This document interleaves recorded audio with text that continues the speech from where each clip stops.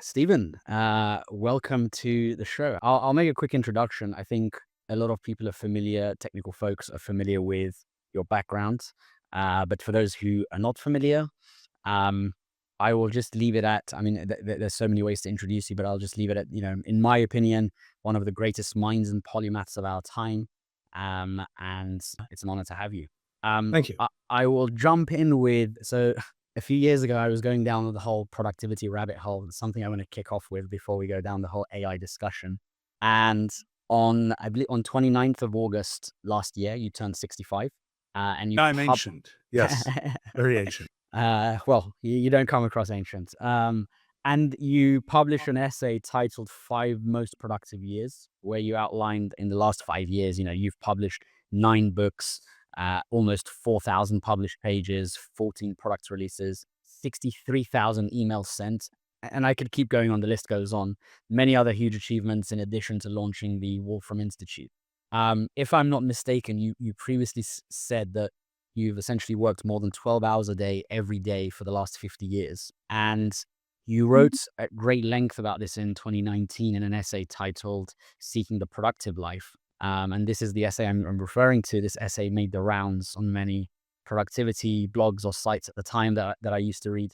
We're living in an increasingly distracted world where, most people can't retain focus for, more than a few seconds, let alone minutes. Has this been a muscle that you've exercised for the last 50 years? And has your productivity, I guess, infrastructure changed in any way since you wrote the essay? Yeah, I mean, I think the number one thing is, are you doing things you really want to do? And, I always find people, their projects where I have no idea how I managed to find the time to do these projects. But somehow when I want to do them, the time manages to find itself. And, as a practical matter, I have many, many productivity, efficiency hacks for myself. I lead in many ways, a kind of at a practical level, a very simple life, at an intellectual level, a complicated life, which is the way I like it. But I think in terms of the distraction thing, I don't get distracted because I'm doing things that I want to be doing. And, I'm an email guy, which makes me seem very ancient, and I'm not a Slack chat, whatever, kind of guy, because I find, with email, I'll get 500 emails a day or something. I know it. I have all these plots of how they build up, and when it's how long I should let them age before I start grinding them down. I have to admit, right now I'm in a bit of a bad situation because I've got probably 4 or 5 months of I would say compacted, tough nut pieces of email where it's kind of like, I really should read this. It's really quite interesting, but I need to have the time to do that. So it's but usually that's a thing that I don't let myself get distracted kind of in the middle of things that I'm doing, partly because I'm really keen to go on doing them, and that's an important driver. I think in the last, I've been meaning to do an update to that kind of productivity in my life type thing, and there are definitely a few updates, but I would say I'm trying to think what how I use LLMs a little bit for some productivity things, particularly summarizing things and getting kind of uniformized summaries of documents and so on. I find that it's much faster to read kind of the uniformized, bland summaries produced by LLMs than to kind of dig into what did this person actually mean when they originally wrote it. But and the thing that is kind of a mainstay of my sort of productivity story is that I built a lot of tools myself. I've spent the last, well, now it's 39 years building Wolfram language as our sort of computational language to sort of computationalize the world, and that's what I use every day. And as it expands, so I get a few more things that I can do, sort of that I can automate away and delegate. Yeah, yeah, yeah. Yeah, I want to get in a few minutes, get into the whole how you're using LLMs at the minute.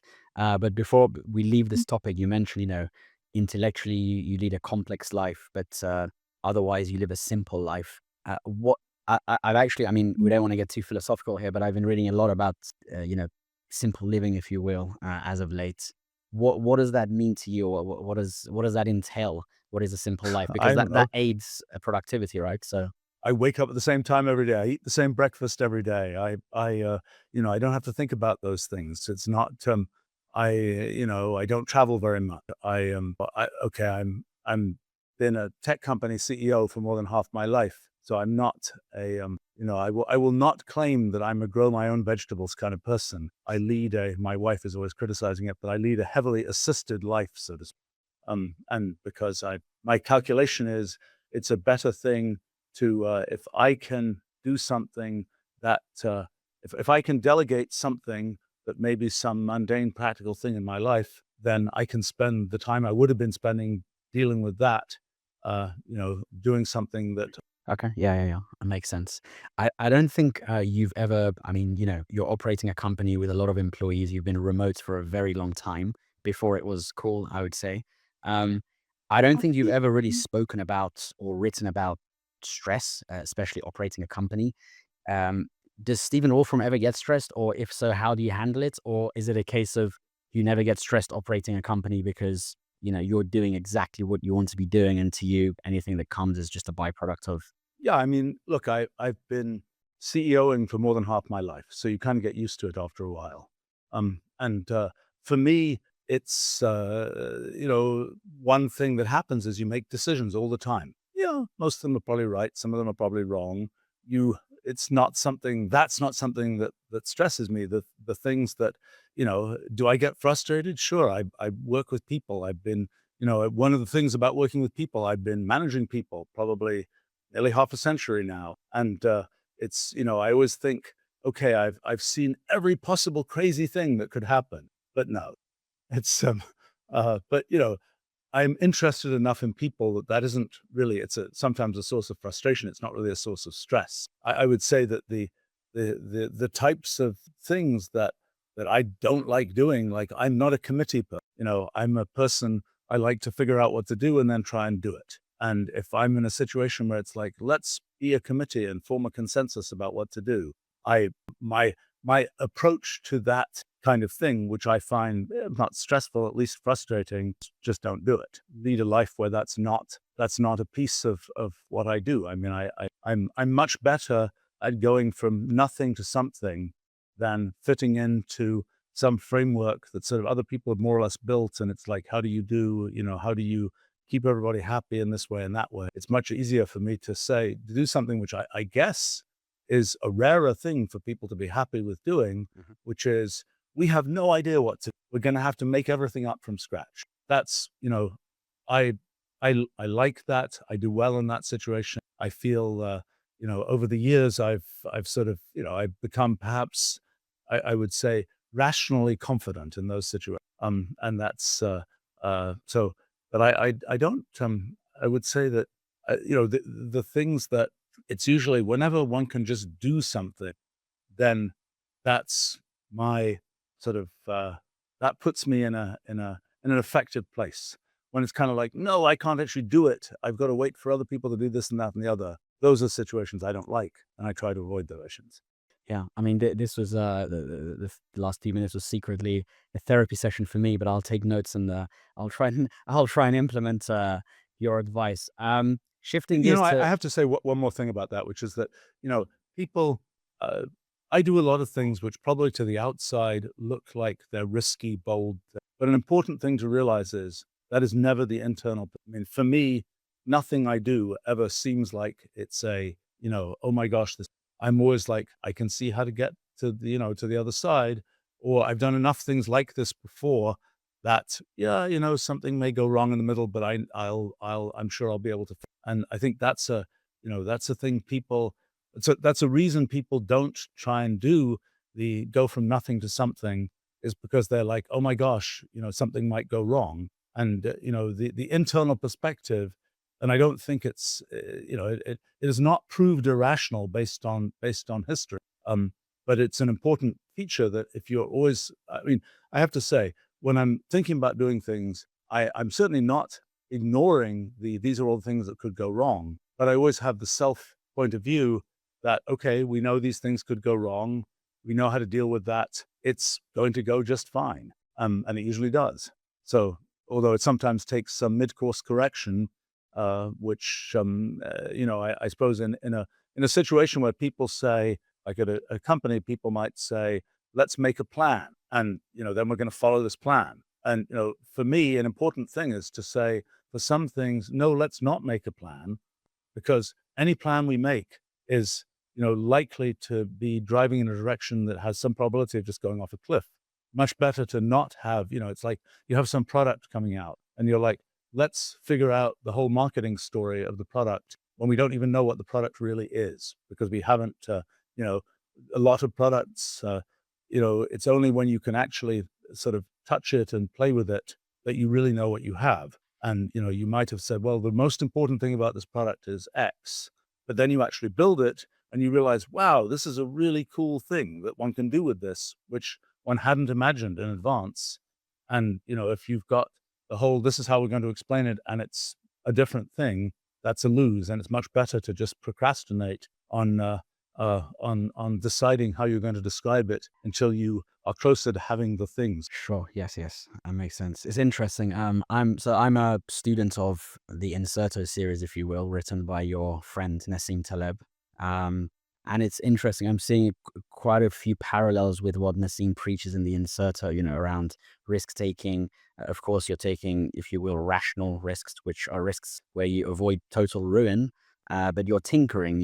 It's following the whole iterative process with launching a product, which is let's launch it, and then you find out all sorts of new information, which then is feedback, and then your team will tinker as a result. So, yeah, I love it. Shifting gears to the hot topic of today, AI. So, at Codesmith, one of the books I recommend to students for further reading after one of the lectures is your book, "What is ChatGPT Doing and Why Does It Work?" The title of the book. I highly recommend for listeners to go and purchase it. Sam Altman himself has said that this is the best explanation of what ChatGPT is doing that I've seen. So I think that that's enough praise. You've been thinking about AI for a very long time. If you had to predict, how would Stephen Wolfram of 30 years ago react to today's AI landscape?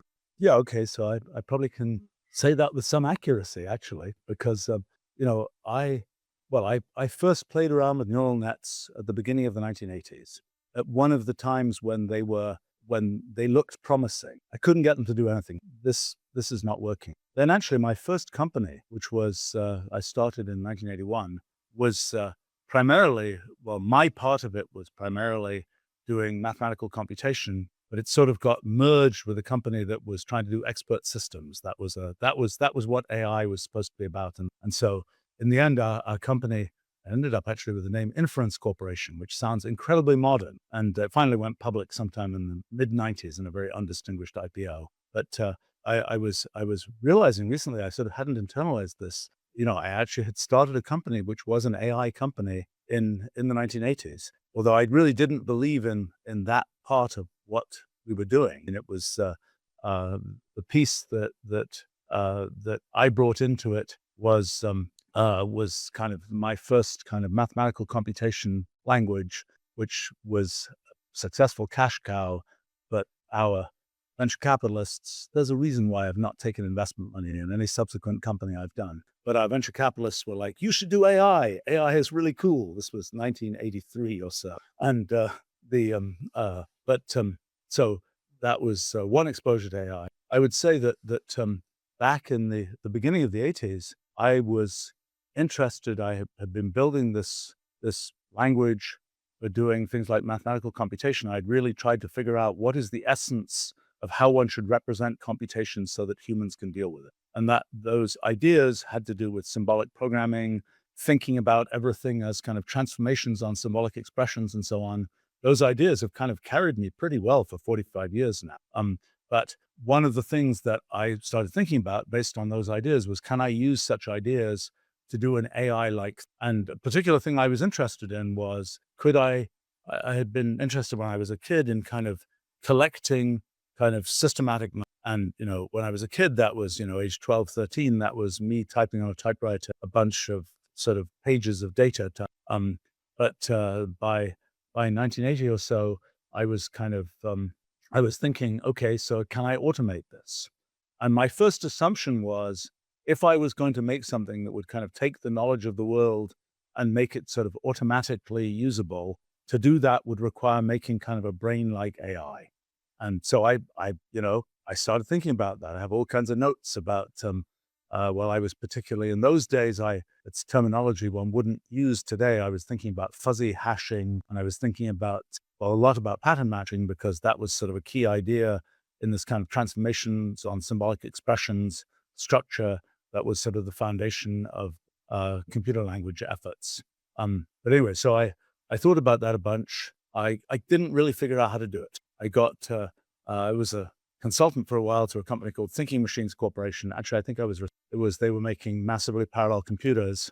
And I remember one of their investors saying, this is a good deal if there's a 1 in a million chance that this company is going to make the transistor of artificial intelligence, 1984, then it's a great deal. And I sort of rather cynically, even though I was much younger at the time, was saying, I wonder how long it's going to be before he'll be banging his fist on the table saying, where's the revenue? The answer was 18 months. Um, but but anyway, this is a lot of things I've done in trying to sort of make the world computational are things that in past times people would have said, when we can do that, then we will have AI. But once we've done it, like getting computer to do, symbolic mathematics, once we've done it, it's like, but that's just engineering, which is true. So then going forward a bit to the 1990s, a decade or so working on a big science project, which turned into my big book, New Kind of Science. And one of the things that came out of that was this thing I call the principle of computational equivalence. It's kind of a pretty foundational idea that has many consequences in lots of areas of science and thinking about. But one of its consequences is that it implies there really isn't a bright line between the intelligent and the merely computational. And so that was sort of a philosophical conclusion and scientific conclusion. But I kind of thought back to my long-time interest in, can we sort of make the world's knowledge computable? And it's kind of like, well, given this philosophical claim, we should be able to just do it with computation. And I've got this big stack of capability from Mathematica and what's now Wolfram Language of actual practical computational structure. So let's just do it. That was probably 2005 or so. And that got me started on building Wolfram Alpha. The concept of Wolfram Alpha is kind of make knowledge computable and have a natural language interface. And, there was probably 50 years stories of failure from the existing kind of AI community in that area of, building question answering systems and so on. And I remember when we were first doing that project, kind of taking the team to a big reference library. And it's like, okay, in the next couple of years, we're going to make everything in this room computable, which seemed kind of crazy at the time, but it was actually useful to see that it was finite.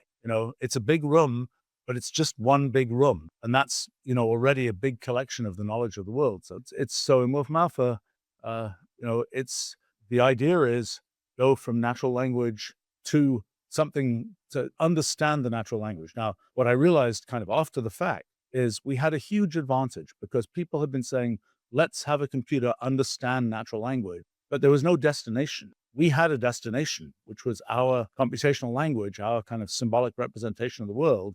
So for us, understanding means translating from the random things people say to this precise underlying computational language. So that was, and then I will say in terms of language models and so on, I've been keeping track of those things for years. And even, earlier in 2022, well, certainly 2021, been playing with those things. And it's like, yeah, these are amusing. They don't really work in any impressive way. And then, ChatGPT comes out. I think everybody, including the people who built it, was surprised at how well it worked. And, then actually what happened at that time was everybody was saying, how does this work? What's going on?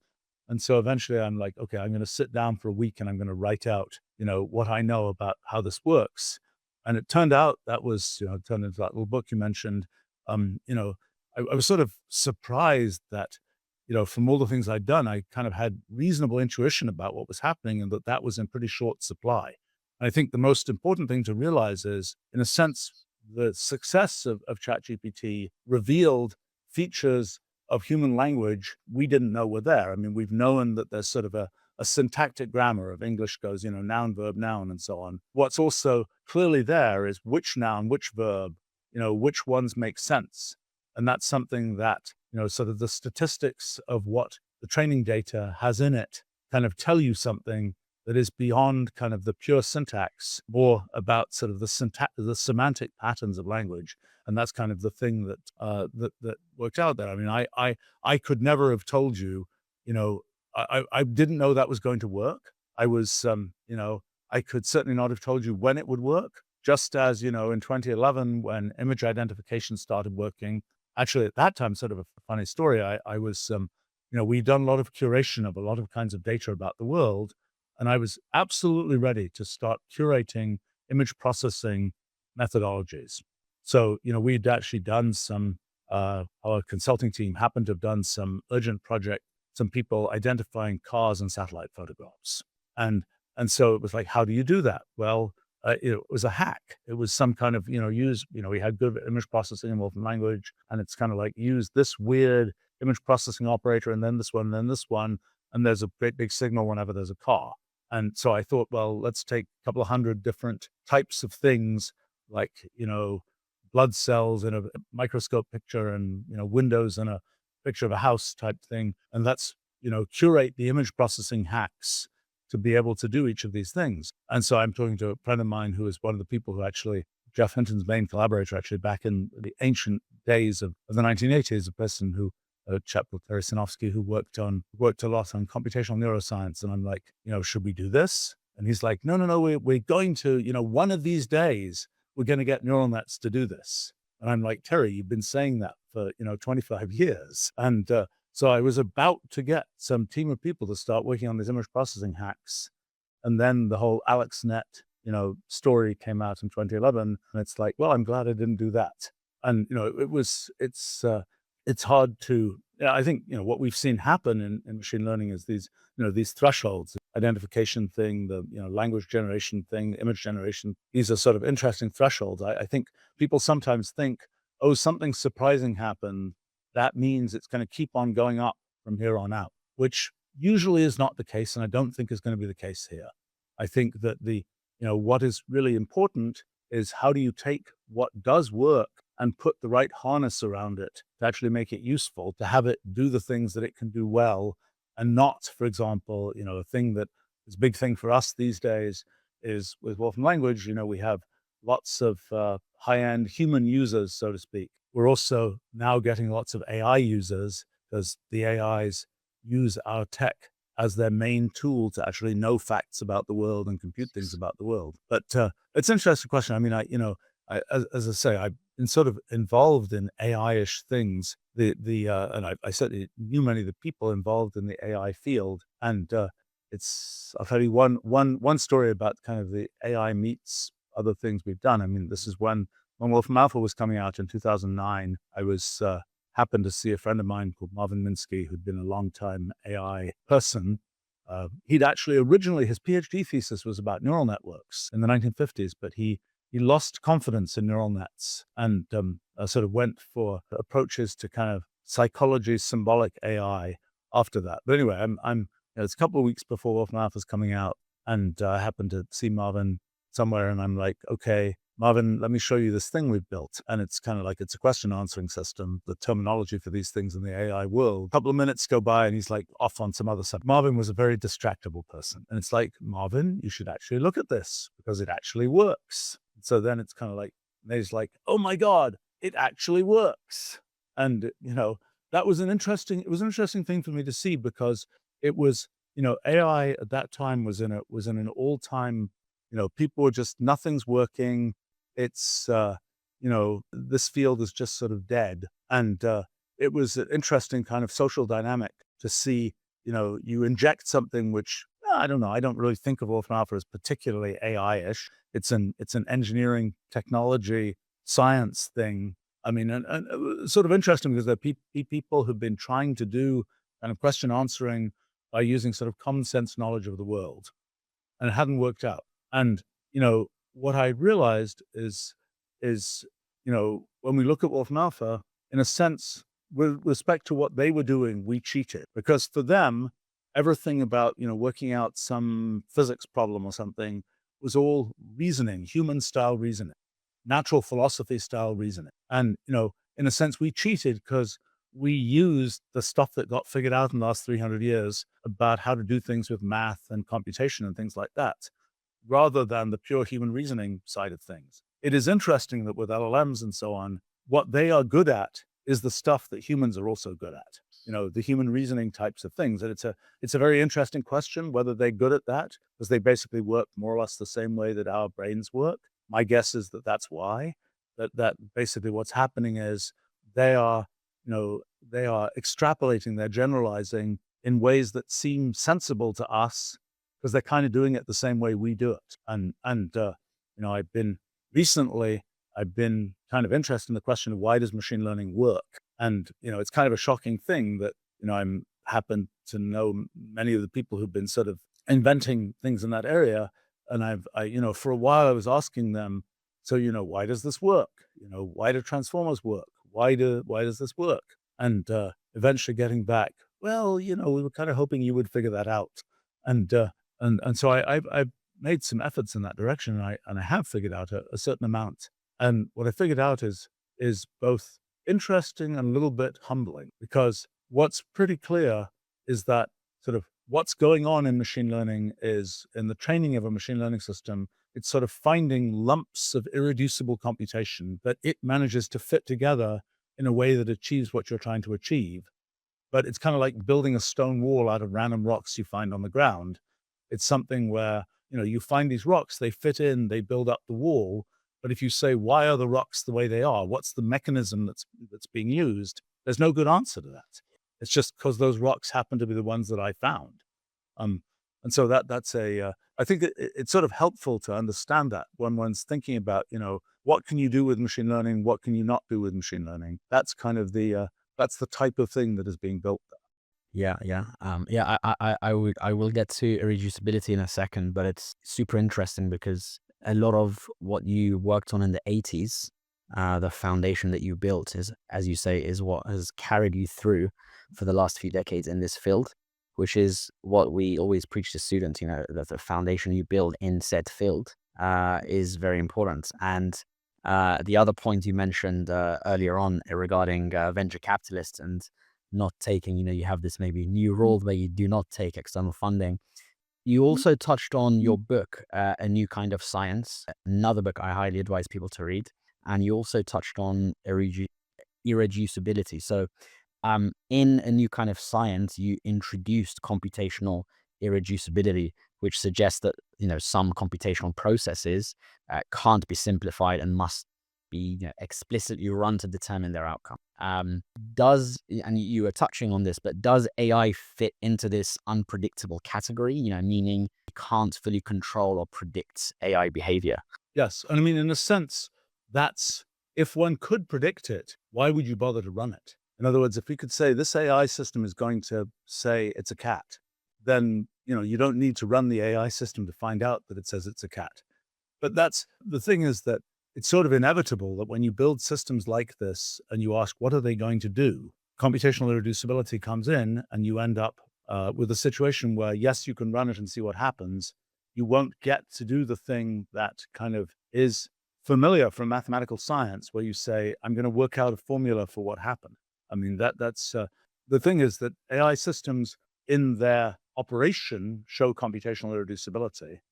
But if you say to them, go figure out something that's computationally irreducible in the world, they won't be able to do that in a terribly efficient way. What they're good at tends to be things that we're good at, which is kind of fairly shallow but fairly broad kinds of computations, and picking up on little kind of nuances of what's going on that we maybe don't notice. Like one of the ones that is, you get, in Wolfram language, we have some, facial feature detector, and it says what the age of this face is, and keeps on getting my age right within a year or two.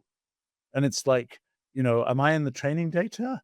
What's going on here? And, it turns out well, we all, it's just a feature of, bone structure changes over the course of a life. And that's something, a typical person doesn't really notice. But the AI has an easy time kind of picking out that sort of theme from the noise. And there's a lot where we're like, oh wow, it does this amazing thing. Same with ChatGPT of sort of picking out the semantic grammar of language. It's the same kind of story of it notices details that are broad details that we've never noticed, and that's very impressive to us and potentially useful to us. But it's something where, if you say, okay, solve this computationally irreducible problem, figure out what's going to happen in a three-body gravitational system that's probably an example of computational irreducibility, it does pretty crummily.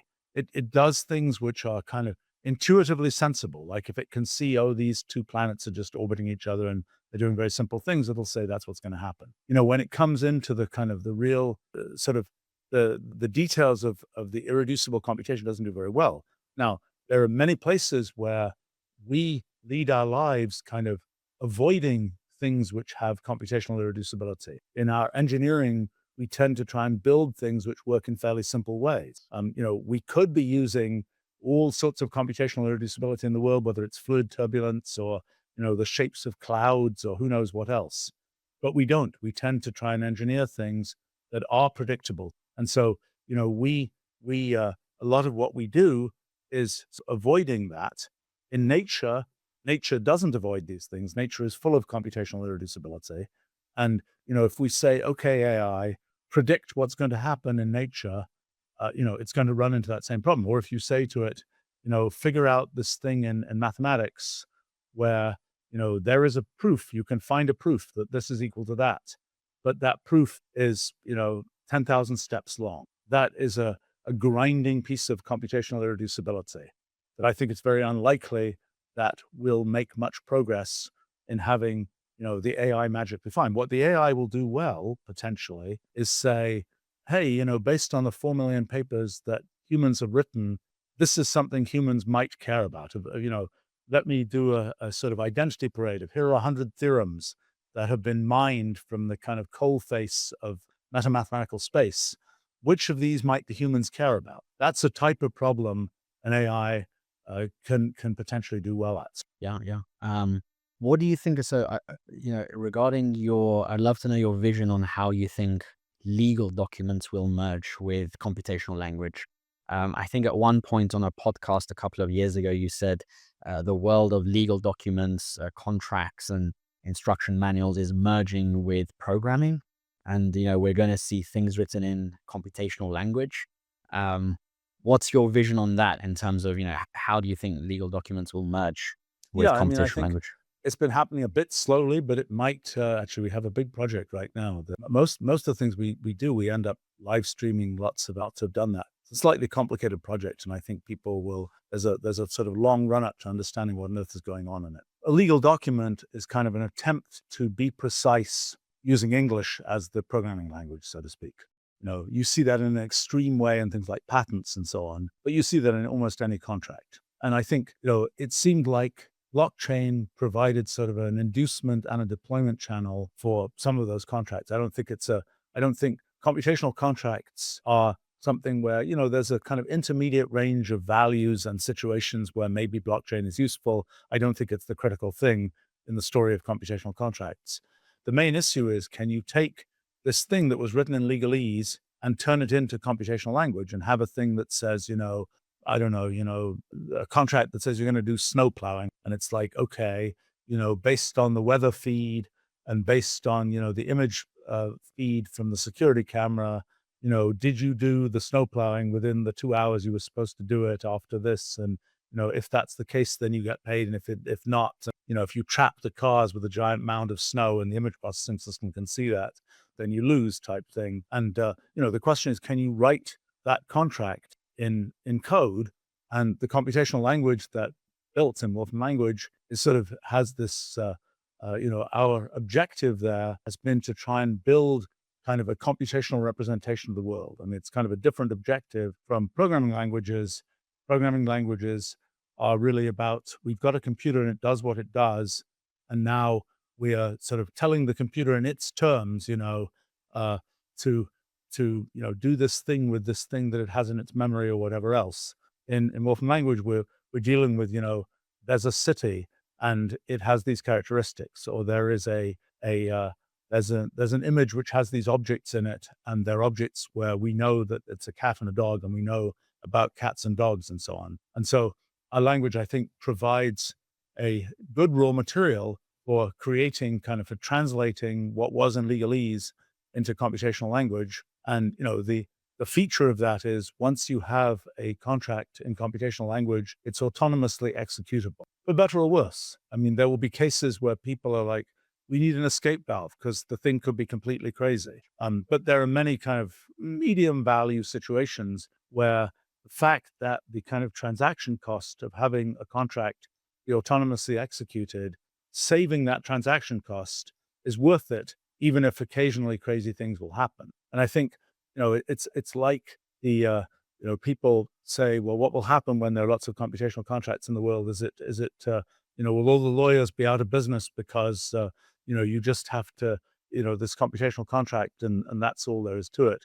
I think it's the same story as the paperless office. So in when the cost of sort of having this computational legal entity, legal document goes down, there'll be lots more of them. And I think it will be sort of a routine thing that, just as, there are at this point sort of chains of AIs doing auctions and things to, sell ads online or whatever else. So you'll see kind of a kind of chains of autonomous computational contract for all kinds of things.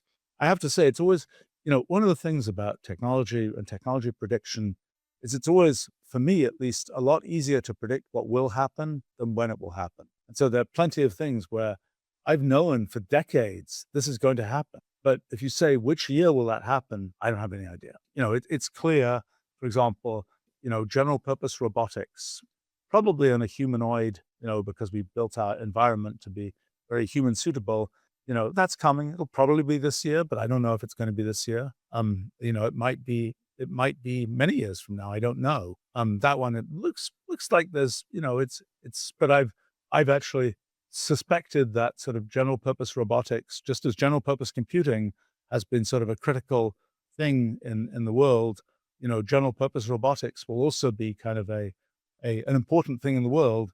The exact path, well, I've had different ideas about the exact path, but it's clear it's going to be a thing.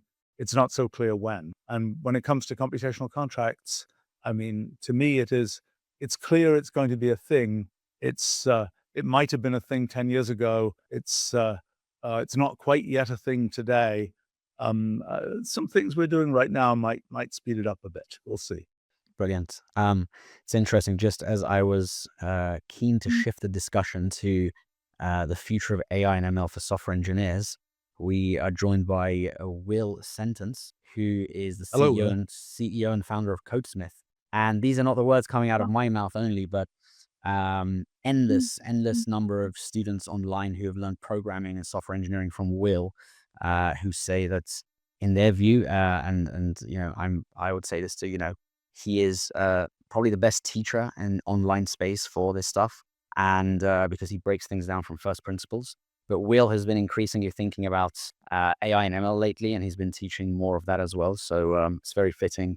As I was about to change the discussion, Will is here as well. It's so nice to meet you. I want to say, Dr. Wolfram. It's a pleasure to get to talk to you. I think we briefly went to the same college, although I think you quickly left to go to Caltech, but I went to St. John's. What did you study there? I studied there, yeah. Well, what did you study there? Oh, PPE, philosophy, Okay. politics, and economics. My mother used to teach. Really? At LMH, was that? Or? Yes. That's amazing. That's absolutely amazing. How many? She was a philosophy professor, which is why when I was a kid, I always said, the one thing I'll never do when I'm grown up is philosophy. And yet I've ended up doing, well, I've done lots of that. My dad was a school principal, head teacher, and one thing I said I'd never do is be a teacher. And so you find your own different way of reaching it. Yes. It's funny, Cyrus says about thinking about how to explain difficult concepts in an approachable way. one of your most famous pieces, or at least in the last few years, most famous pieces, is your first principles explanation of LLMs. I think one of the things I wrestle with is how to give people in this era autonomy over these profound technologies, autonomy of ideas of them that they can then hopefully carry forward. On the one hand, the complexity of them, the growth of the complexity of them makes it potentially even more difficult. Funnily enough, some of the maybe roots of being able to explain them better, Feynman style or Wolfram style, are actually available within the tools themselves. As I've built my most recent workshop on understanding neural networks on the blackboard from under the hood to build them out, I've got to admit the ability to go back and forwards with ChatGPT primarily to understand the boundaries of my mental model was profound. So, I think one of the things that I find interesting is that there's a lot of kind of psychology of LLMs one starts to get some intuition about, but that isn't yet a thing. I mean, there will be AI psychologists,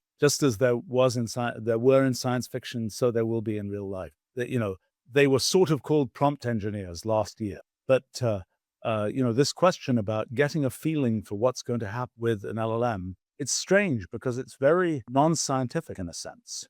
It's very, just as psychology is, there are little pieces of psychology that you can do in a sort of scientific way, but a lot of psychology is not very, the kind of cut and dried formalism of science doesn't fit very well. Or you're living it as you are a self-reflective being within it, which alone makes any cut and dry. And in a sense, there's something similar when you're using language to interface with a machine, natural language. You are in a sense a part co-constructor of it, even if it is a stochastic parrot at its core. You're still a co-constructor with that dynamically, as opposed to writing a piece of code and saying go. It's your the thing that I found interesting, and it's been sort of exciting to me, I've spent 40 years doing language design.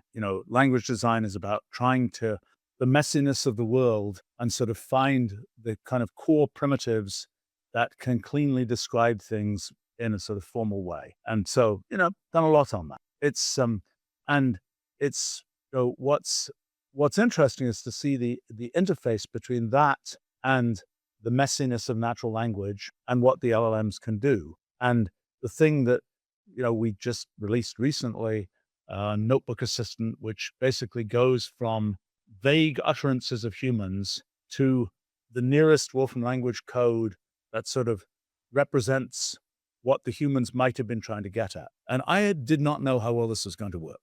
We had built early versions of it right when ChatGPT came out. Took us a year and a half or so, tune it. And it's really rather impressive because you can be surprisingly vague and surprisingly confused. And it's like you're in this ocean and you might be drowning, but there's an island somewhere nearby and the LLM can get you to that island. And then what happens is you've got this kind of solid piece of computational language. And the important thing for our language is humans can read it. That's kind of one of the objectives, is to have a language that is not just for humans to write, but also for humans to read. And it seems like it's a really powerful kind of workflow. Is you've got this vague idea, the LLM or our notebook assistant, to get you this lump of computational language. If you say, build my whole company, it's not going to be able to do that. You have to kind of break it down into a piece that is sort of reasonable size. And then it's going to give you a lump of computational language code that you can read. And maybe you say, well, that part of it isn't quite right. I wanted a different, whatever it is in there, and you can change it. But then you have this sort of brick that you can start building things with. Well, then Stephen, I think you're pointing to exactly what I find fascinating as I think about teaching, which is, and the professor at Harvard, a Berkman Klein founder, said a couple of weeks ago, basically Harvard's got to move from disseminating knowledge to, I would say, from IQ to EQ. Maybe. I am fascinated by how much the capacities that people will need will change. How much is it the ability to communicate complex ideas, to navigate? I spent time teaching first principles approaches to technical topics. How much does first principles understanding of these topics matter? And how much is it, the capacity to learn any new thing, and how much is it purely communication based? These are the things I'm wrestling with right now for designing curriculum, learning. Do you have a sense of, is the Harvard professor who says from IQ to EQ right? I'm not so convinced about that, but I think the thing I would say is learning to think is really worthwhile. A lot of what a lot of education has been about for many decades has been learn mechanically how to do something, and I think that is less and less important. In my own efforts to kind of automate kind of what you can do computationally now with LLMs, adding another level of automation to that. It is not so much about the mechanics of how to do things. Just like, learning mathematics, it's not so much, how to do an integral by hand. That's not the important thing. But that's what we learned for the whole way through school. Yes, right. But I mean, I say a few things about my view about education. I mean, I think a lot of what becomes important in the sort of not only, can you answer a question, but can you figure out what question to ask? The second thing is rarely taught in school. It's mostly the mechanics of how do you answer the question. Once somebody else defined the question.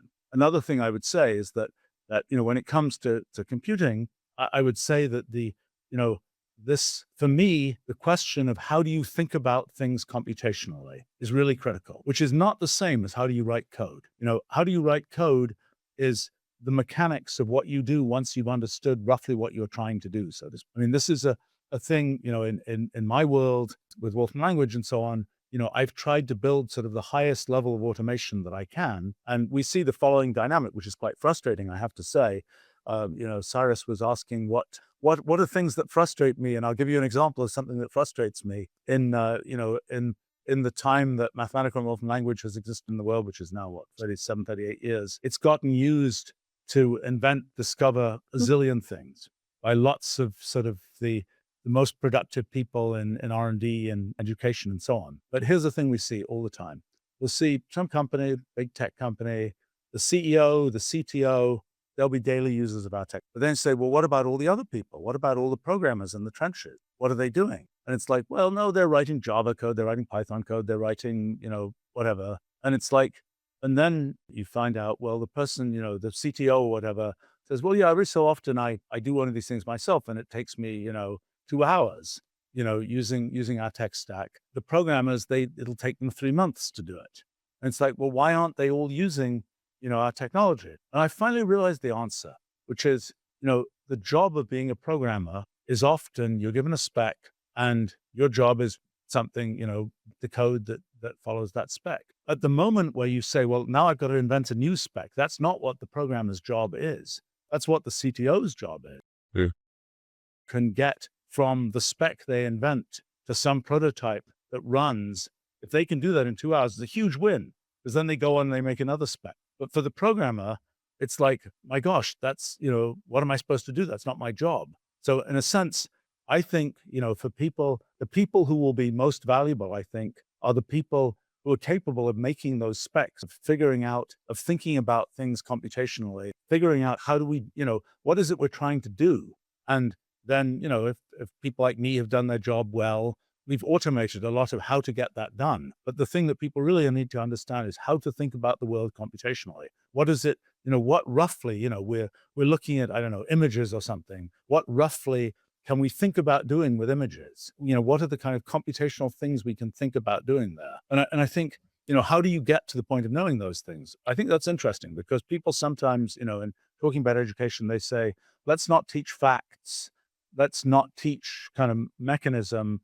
Let's just teach principles. I think that's hopeless. I mean, for me, my ability to figure out sort of what to do is based on just knowing a ton of facts. They happen to be facts in lots of different areas, whether it's in math or computer science or business or whatever else. For me, it's like knowing things about the world and facts and so on is a critical bedrock to being able to sort of set up principles. And it's, if you just try and teach the principles, people kind of float around in the principles and it doesn't really work. So I think, for me, and I don't think I've solved this problem, and I think it's a very important problem to solve, is how do you teach computational thinking in the best way? There is a means to sort of implement that computational thinking, that's the technology I've been trying to build, is how do you get from I figured out how to think about it computationally to I've actually got a program that does something and I'm making pictures and I'm getting intuition from what I'm seeing and so on. Um, that we're trying to automate. The part that is sort of not automatable, even in principle, is that, well, what is it that I should be doing? Figure out how I should think about things. What should I be thinking about? And I think that's, I started actually a year and a bit ago, I started writing a book about sort of introduction to computational thinking. And I thought, this is going to be dead easy because I've been doing this for decades. And it actually was not, it's even actually the pieces of that book, the beginnings of it are online somewhere. I might start promoting them sometime soon, but I've been a bit busy with other things. It's this, what I realized, I think, again, I don't necessarily know how to do this, but is, you really have to talk about these different domains of geocomputing or, how you think about or visualization or whatever else.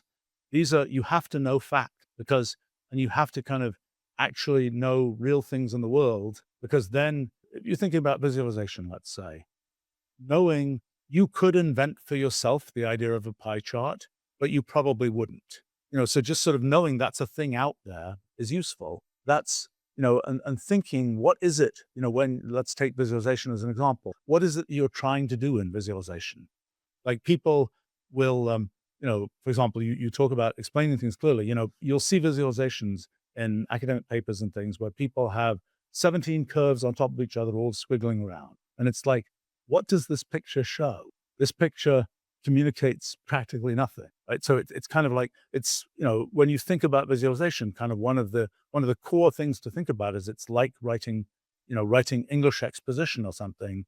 How should you think about what you're trying to communicate? And then what are the means by which, what are some ideas about, well, maybe I should make this into a histogram, or maybe I should make this into a paired histogram or something.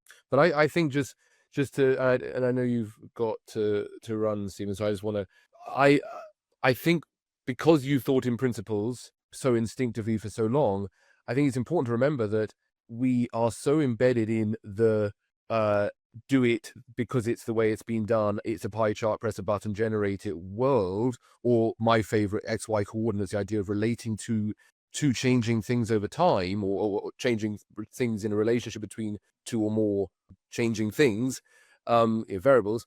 Like, we don't, for many people, actually it's the stepping back and going, wow, a chart that can capture a visual representation of two changing but related ideas, things, values over time. So for me, it's the balance of those two, obviously. And one of the things we've tried to do within Codesmith, just to answer one approach to what I think you describe of balancing the principles and the facts, I try to always have workshops which are from first principles built out, much like your LLMs piece.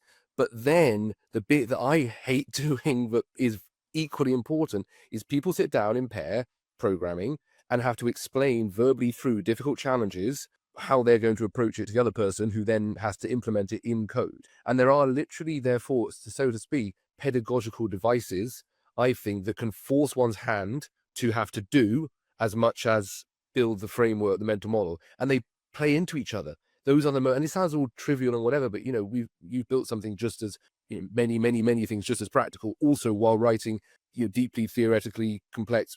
That balance to me is the beauty. It's the building those complex mental models, giving people that, and then seeing them get tested and sort of locked in and filled in by the struggle, the hitting the blocks, the doing it practically. And I know it's obvious, but to some extent it ain't. You don't see many of the times that happening in the same classroom setting, other than in the kind of work you've done in your balancing of the writing of the principles books with but now bloody go and do it and make it not work when you try and enter the description of the problem you want to solve into Wolfram Alpha, and then you have to adjust, refine, and in doing so you're actually fleshing out the mental models. You're testing the edges of them. I know it sounds trite, maybe because we're both, I hope, saying such a similar thing, but it ain't that typical to be saying Yeah. sort of thing. Look. I think. By the way, I really like that concept of the pair programming with one person explaining it to the other, and that's a cool idea. That It's been the bedrock. Yeah. it's okay. It's always good to know these bedrock ideas. Yeah, right. No, I think, but I think one of the things that this question about principles is, I have managed to lead my life in such a way that I figure if I don't understand, it's nonsense. I have the perhaps arrogant point of view. I can understand anything, and I'm going to drill down until I do understand. Most people, many people are just a little bit too unconfident to be able to take that point of view. If you do take that point of view, it's really powerful because then, if you really insist on understanding down to the bedrock, then when you start building up, it doesn't topple over, so to speak. But in terms of education, I'd say a couple of things. I mean, I have done a fair amount of it, but I consider what I've done mostly is lazy education in the sense that I'm trying to explain things to people, but I'm not doing the thing that is the second stage of what you described of actually getting the people to, practice those skills, develop it and so on.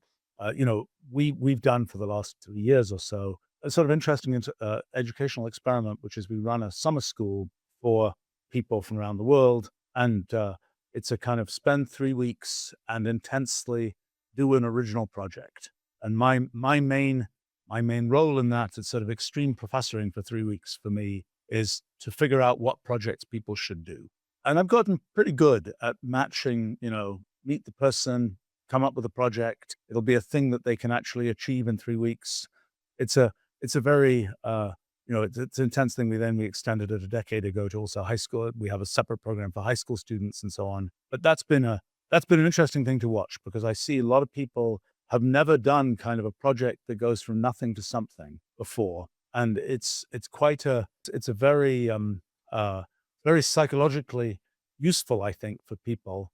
I suppose a little bit back to the EQ question of, it's partly it's partly kind of a psychology thing of, can you do this? Can you go from, Absolutely. And it's funny, but my parents being teachers, you just talking about your mother, your mom, and to me, it's funny you say don't have the confidence. I often consider Codesmith to have basically been my parents said to me on repeat, and my 4 younger sisters, you can.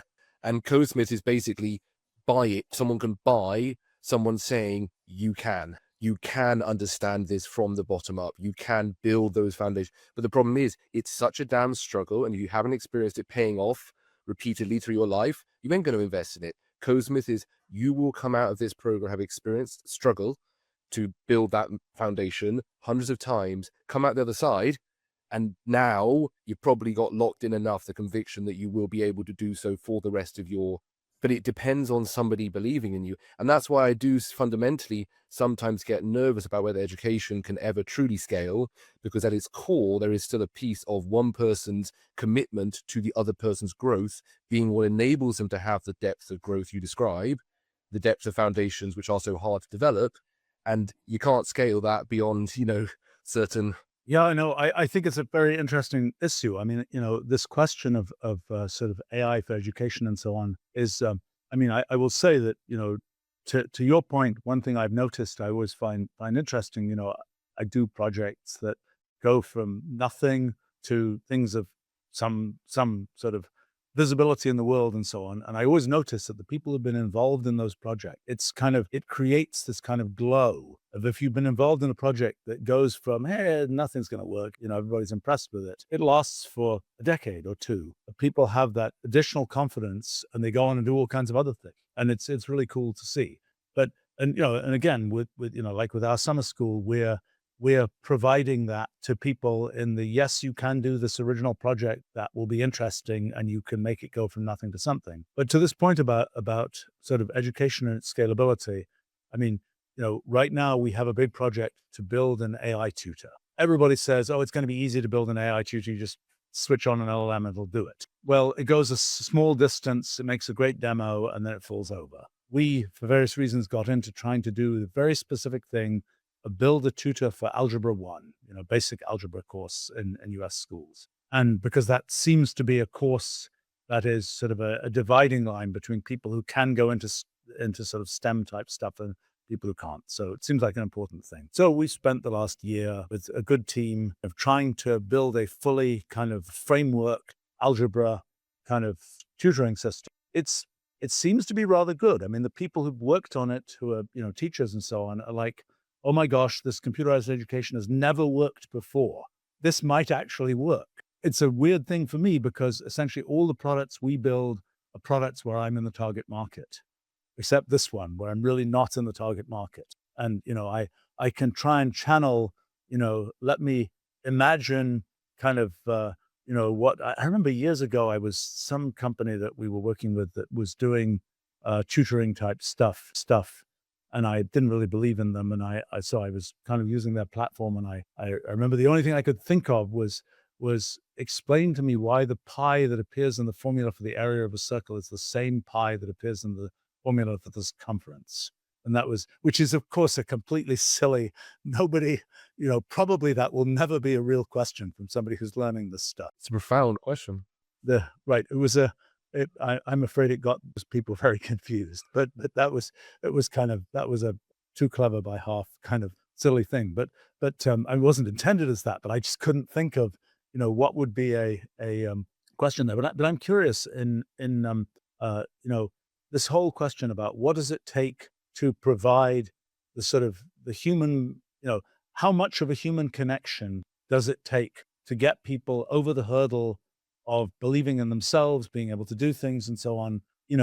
How much of that is AI-able? My theory is that some of the processes, so imagine, for example, that pair programming structure, some of that is the accountability to the person beside you. Some of it is the process. Are those bits more scalable? A little secret part of me wonders when I watch things like Character AI, where people build genuine, authentic relationships with chatbots, is it AI having that sense of, we see with content online, there's obviously, they call it AI slop. We definitely don't value AI output. Humans are incredibly good at identifying effort from a human, gifted at it. And as soon as we see it not there, we find new ways to show effort. And that's what you're really wanting when you want to go through struggle and grow. But yet there are young people, and I just want to look at what a 14-year-old is doing. There are young people who are building genuine, authentic relationships with AI. And is that AI with a soul sufficient? I sort of use the term soul, meaning like a human effort. We know how to value it, sufficient to, as you say, convince someone to struggle through.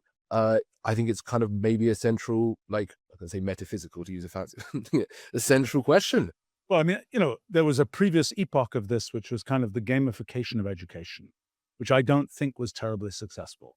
It's mine. Maybe for some personality types, it was a little bit successful, but I feel like it's not been, it's no panacea. It's not, we didn't find a hack for humans where, suddenly they can all be educated automatically, so to speak. And, it's a funny thing because I have a friend who makes humanoid robots, and I did a live stream talking to the humanoid robot for an hour or so. And, it has a pretty good LLM, but it was a very strange experience because this, it's a humanoid robot with fairly realistic eye motions and all this kind of thing.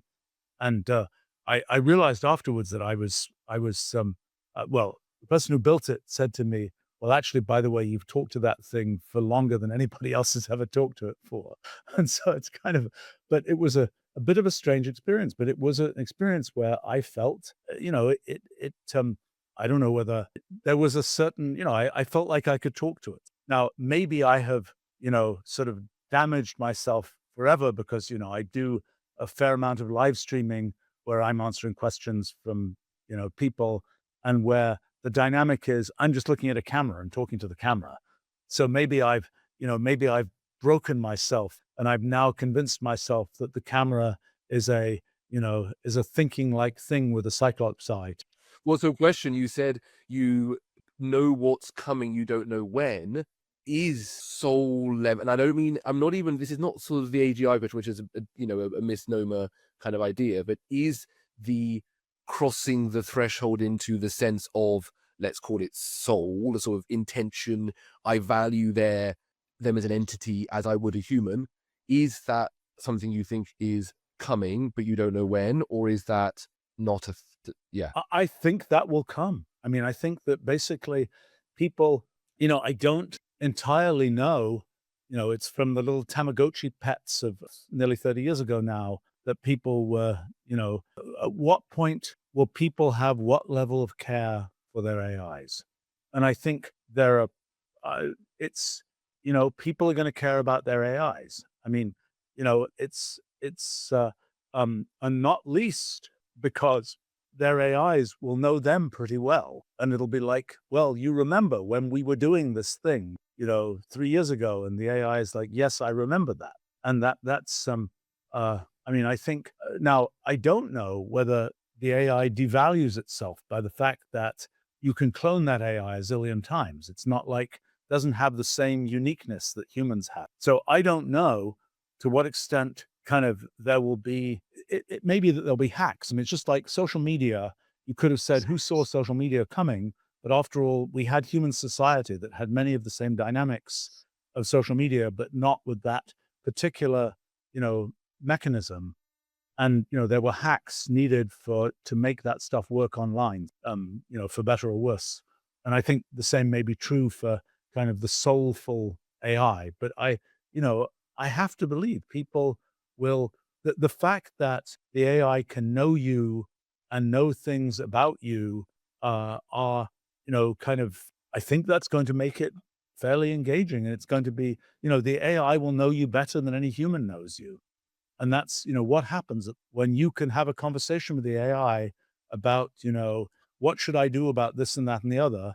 And the AI says, well, when you did this 2 years ago, when this person did that, and so on and so on and so on, and there's no human you can talk to about the same kinds of things. My guess is that at that point, it's a good companion, so to speak. And I think now, what does that mean for the world? That's an interesting question. I mean, we've got I've always thought that sort of autocomplete, auto-suggest might be the final sort of AIs take over the humans kind of, get conquered.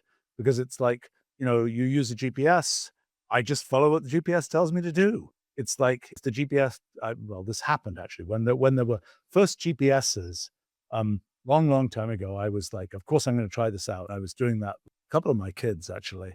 And they were like, this is a bad idea. This is a bad idea. And, you're just using some crazy techno thing. And they're saying that. And I was like, no, this is going to be great. And then we realized we've driven out onto a pier in Boston Harbor. The GPS is like, you can get to the other side, except, well, no, there's the Atlantic Ocean there instead.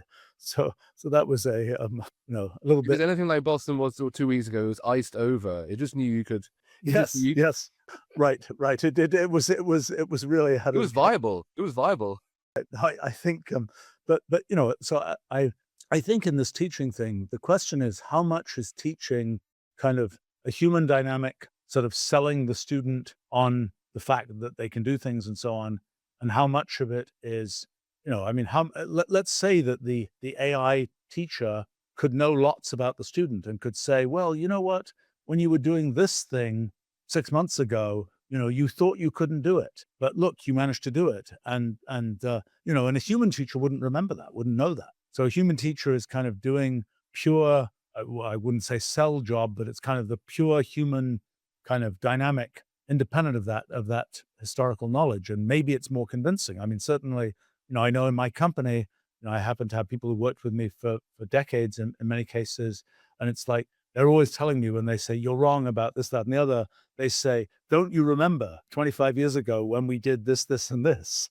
And it was a bad idea. That was, that's in a sense more convincing than just saying, it's a bad idea, now based on this argument. Or it is about a bad idea based on my conviction and passion as someone who you try. Yeah, absolutely. I mean, I'm curious, following on from this discussion of education, now specifically AI and ML for software engineers, just generally engineers and researchers and scientists, what advice would you have for those people in terms of staying ahead in AI and computation with what we're seeing as of late? Learn computational thinking. For every field X, there's going to be a computational X. If you're the one who figures out sort of how to think about things computationally and you know the best tools, then you're in good shape. And, I think in my life, one of the things that, I started using computers, well, back in 1972 or so. And for many years, I was amazed. Why weren't these other people who were interested in physics and things like that, why weren't they using computers? Like, it's obvious you can do more if you have, a better tools. I've been curious for myself recently with LLMs. I mean, I have certain uses for LLMs. The question is, can I use LLMs to improve my intuition? I can use LLMs to do things like, summarize papers. I can use LLMs to do better, much better than documentation search to help me, start writing a program and so on. But can I use them to improve my intuition? And that's what, in a sense, when I've used computers, that's the most powerful thing I've done in terms of science and so on, is do experiments with computers that give me intuition that I just didn't have myself. And I'm about to really try this because I'm interested. We have this physics project has been rather exciting to me, where I think we've kind of figured out the machine code of the universe, basically. And now the question is, can we connect that to what one can observe experimentally? And it is my guess that somewhere in the literature of experimental physics, there are experiments which can reveal features that come up in our model, like the discreteness of space. It's kind of an analogy to what happened in the late 19th century. People were wondering, is matter made of discrete molecules or not? And nobody knew, and everybody was arguing about it. Turns out Brownian motion, discovered by a botanist in 1830, people had known about that and interpreted it correctly, which they did around 1900. They would have been able to know that, well, actually, matter is made of discrete molecules much earlier. And so it's my guess that somewhere out there in the million papers, experimental physics, is information that is what we need to that sort of helps us. So my next attempted use of LLMs is, I know a decent amount about physics, but I haven't read those million papers. And, I have no idea whether in the corner of one of them is something that, and it's not something where it's a keyword search, because it is a thematic question. And so the issue is, can the LLM do, it's kind of like with numbers, we use statistics to kind of summarize large collections of numbers. What LLMs potentially do is thematic summaries of large amounts of text. And that's, so that's a thing I'm going to try to use there. I don't know if that's going to work, so I can't necessarily advertise that as a thing for everybody. And I think it may rely on actually oneself knowing a lot the domain one's dealing with. But I would say that the learn to think computationally about things and learn to formalize the world. And, if you can formalize the world, computationally, then, there are tools. I like to think the ones we built are pretty good for this, that let you, actually make use of that computational understanding. It's like people say, well, you can think about the world mathematically. That's actually much narrower than what you can do by thinking about the world computationally. The things that you can formulate mathematically is a much tinier set than the things that you can think about computationally. I would say, by the way, returning to talking about education, it is strange to me, probably, I think, in terms of the sort of computational thinking, what field is closest? It's not something like math. It's not clear. Well, computer science is a sort of big, mushy area. So it is close to some parts of that, but not others. But in some ways, it's close to philosophy, because it's about how do you think about things in a sort of structured, organized thinking kind of way. You happen to have raw material there. I mean, in philosophy, people might use logic or something as their framework. Logic is a very narrow framework. Again, computation is a much broader framework, and using that as sort of the framework that you then build the process of thinking on top of, I think is really powerful. And it's sort of a strange thing. I was writing a book back in 2016. I wrote a little book about elementary introduction to Wolfram language, which was my sort of effort to do it was actually aimed at high school students, although it's ended up being used by, well, lots of CTOs of fancy companies. It's a zero math book, kind of but actually that book, it was sort of one of the things I was trying to figure out is how do you structure, there's a sequence of ideas. How do you thread those ideas together so they can build up correctly? And my best model for that was somehow something like a Latin textbook, because you're building up certain kinds of things. You're summarizing vocabulary. You're doing, it's sort of anyway, it's kind of for me, it's an interesting exercise. You have the set of ideas to communicate. What do you need to, in something like mathematics, there's 300 years of history of, how do you set up the algebra textbook, the calculus text. We have none of that for computational thinking. It's an interesting and difficult problem to solve. I probably have. I mean, it's a great way to wrap this episode. I think will be we've name dropped a few of your great books. Another one to wrap with is in the book Idea Makers. You wrote about some of the greatest thinkers and innovators that you've interacted or worked with, including Richard Feynman and Steve Jobs. Anything that that really stuck out? Any lessons you took away from them? Because especially Richard Feynman, you were much younger back then. Anything that Right. stuck with I you? mean, those two actually had surprising similarity, which they never met, but I happen to know them both. They were both people who would sort of take big, fuzzy, complicated things and try and drill down to find sort of the essence of what was going on. And for Steve Jobs, that's, make the minimal iPhone type thing. And for Dick Feynman, that was kind of, what is the point here? Can we find a sort of clear scientific sort of primitive from which we can build things up? And I enjoyed both of them. Rather different people in some ways, but in that way, had this sort of similarity of kind of drilling to sort of the bedrock of what the point is. And it's something that I realized after many years that that's kind of, if I have a skill, it's primarily being able to take sort of complicated things, drill them down, and then do the engineering to build back up to, or the science to build back up to a structure that is a rich thing. But that, I think in terms of the more people can have the confidence to do that drilling down so that they get to the point where, I suppose one thing for me is that I like to believe that I'm pretty good at knowing when I know. And, that means that when I don't know, I'm like going to keep drilling. And when I know, I'm really confident, that I'm not going to get blindsided by some crazy thing that, that I didn't know about. So that's